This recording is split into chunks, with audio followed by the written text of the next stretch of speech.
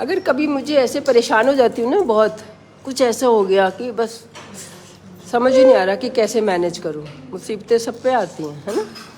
घर वाले भी नहीं समझ रहे, प्रोफेशनल लाइफ जबकि तुम अपना कर रहे हो तो यहाँ का कितना काम है वो किसी को रियलाइज। और मेरा जैसे रात को भी जागने का है, तो किसी को नहीं, जो नहीं जागा उसको नहीं पता चलता कि जो रात को जागा है उसको कितनी थकान होती है। और भी बातें होती करते करते भी, जो भी तुम्हारी लाइफ में होता है वो सब सबकी लाइफ में होता है, ये सोचा करो। तो मैं कैसे अपने को समझाती हूँ कि अगर मैं मान लो ये बताना शुरू भी कर दूँ, मैं कहीं एक आर्टिकल लिख के भेजूँ कि मैंने इतना सहा, तो क्या मुझे नोबेल प्राइज़ मिलेगा? अगर नहीं मिलेगा तो ये बड़ी बात नहीं है, ये बहुत लोग कर रहे होंगे, हमें बड़ा लग रहा है। हमारे साथ शायद मुसीबतें पहले आई नहीं है, हमारे साथ वैसे भी पहली बार हो रहा है, इसलिए बड़ी बात लगती है ना। बचपन से तारीफ हुई है, मान लो मेरी बचपन से हर चीज़ में तेज़, तो क्या है कि किसी ने थोड़ा सा भी बोल दिया तो कैसे बोल दिया। आजकल तो ये मैडम सबको बता रही है। बताओ, अब आप बताओ कैसे मैनेज करना है स्ट्रेस अपना। कह तो दिया आपने, स्ट्रेस नहीं लेना। They can do whatever they want to. It is your own reaction, your brain. You know, you only know. If you're good, 20 people can still say, oh, very bad. If you're very bad, 20 people can say very good. You know yourself. Do not be dependent on others for your joy and happiness. जब आपने सही किया होता है तो आपको brain में अपने आप जवाब मिलता है। जैसे मैंने बताया कि मैं सोचती थी कि ये फिर भी कोई वर्ल्ड रिकॉर्ड तो नहीं है जो मेरे साथ हो रहा है, तो ठीक है, एक्सेप्टेबल होना चाहिए मुझे।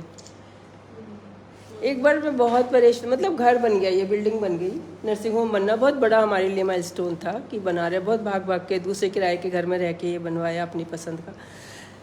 तो जब बन गया, सब पर्दे लग गए, एसी भी आ गया फाइनली, जब मेरे कमरे में भी एसी लग गया, है ना। पहले तो हमने पेशेंट के थिएटर लेबर रूम में लगाया, बाद में अपने घर में लगाया, और मैं वहाँ पे बैठ के रो रही। एकदम से जैसे कहते हैं ना किसी को ज्ञान प्राप्त हो गया, वो मोमेंट था कि मैंने सोचा, हे भगवान, मैं कैसे किस मुँह से बताऊँ मुझे कोई कष्ट है। भगवान ने सब कुछ तो दिया है, तुमने इतनी छोटी उम्र में अपना, तुम्हारा नाम भी हो गया, नर्सिंग होम भी बन गया, बच्चे भी हो गए, हस्बैंड भी सही है, मैं रो किस बात से रही हूँ? बस हस्बैंड ने बात तुम्हारी नहीं सुनी, इसके अलावा तो हमारी ज़िंदगी में कोई और कष्ट है नहीं। है ना, तुम बता रहे हो और उन्होंने सुनी नहीं, या जो भी हुआ होगा वो मुझे बात बिल्कुल भी याद नहीं है। तो मैं रात जाग के, हाँ, तो ये मैं अपने बता रही हूँ 35 की 34 की एज में मेरी जो समझ थी, तो मैंने क्या किया कि अगर मुझे रोना ही है तो एसी तो बंद कर दूँ, इसकी बिजली क्यों ख़राब कर रही हूँ। मतलब उस वक़्त हमें मुश्किल में बनाता है ना घर कोई, तो खर्चे की कंजूसी भी होती है। तो पहले तो मैंने एसी बंद किया, फिर भी मुझे कुछ ज़्यादा, थोड़ी देर तो कमरा ठंडा ही रहता है, इतनी शांति नहीं मिली। फिर मैं जाके धूप में बैठ, दूसरे कमरे में बैठ गई। अब रो सुषमा, रो, बहुत कष्ट है तुझे।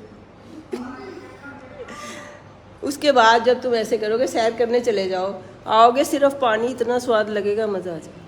ये जो हम बैठ के सोचते रहते हैं ना, वो भी बहुत गलत हैबिट है। काम वाली कर जाती, अगर हमने किया होता तो हमें बिजी रहते हैं। हाँ, मतलब जवाब देने का भी टाइम नहीं होता, मरने का, जिसे कहते हैं ना, तुम्हारी मम्मियाँ कहती होंगी मरने की भी फुर्सत नहीं है, वो वाली हालत सच में होती है। रोने का टाइम ही नहीं होता। अब तुम्हारे बच्चों के 10th के एग्ज़ाम है, घर वाले किसी ने कुछ कह दिया भाई मुझे तो अपने बच्चे को पढ़ाना है। ये जब तक फुर्सत है ना, जब सबसे लग्जरी का टाइम है, तब सबसे ज़्यादा परेशान है।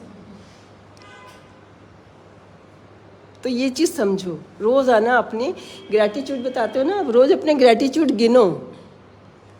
ये सब तो थ्योरियाँ अब आ गई हैं, हम लोग तो अपने दिमाग से ही सोचते थे। जब 30 साल पहले कहाँ थी ये सब बातें, जब नेट नहीं था, तो मम्मियों ने जो बता दी, बड़ों ने जो बता दी।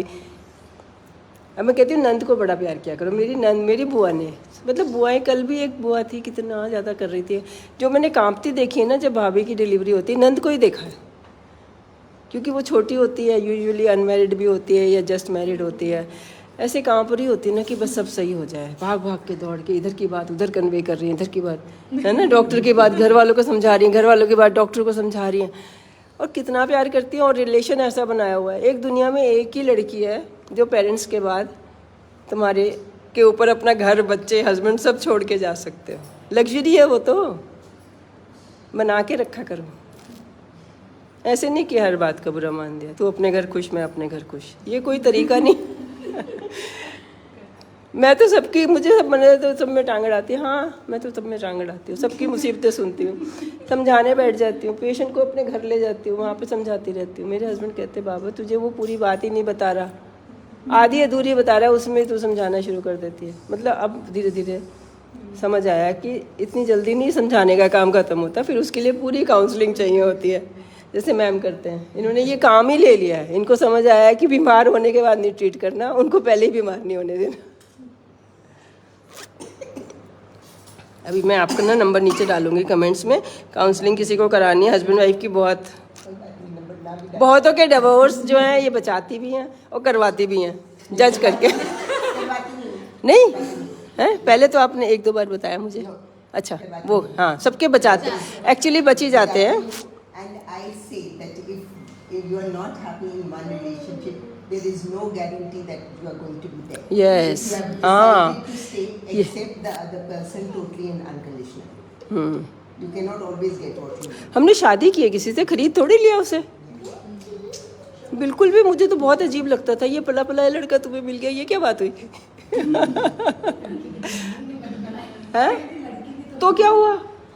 अरे तो वो तुम्हें ना ऐसे खरीदे, तुम उसे ना खरीदो। आजकल तो दहेज भी नहीं देते, खरीदवाया ही नहीं हमने अपने को। और दिया तो तुम्हारी गलती, हमने इतना लगाया, तुम्हारी गलती क्यों लगाया?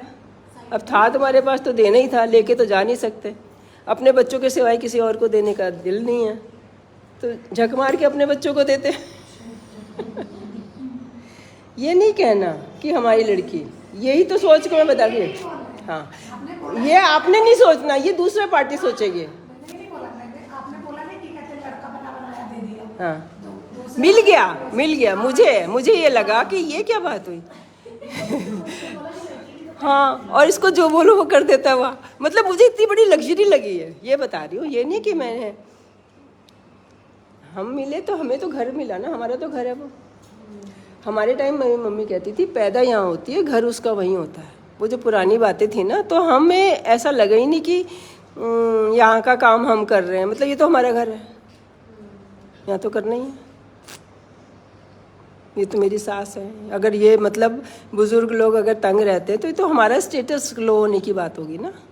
इतने बड़े डॉक्टर के घर वाले ऐसे परेशान हैं, मतलब पहले हमारा पेरेंट्स की जो इच्छा थी वो पूरी की, पहली इनकम में। अपनी का तो नंबर ही नहीं आया अभी तक। पहले उनके लिए जहाँ उनको जो घर चाहिए, जो चीज़ चाहिए, हर चीज़ जो उनके शौक है, जहाँ उन्हें घूमने जाना, सब पहले पे उनका पूरा हुआ।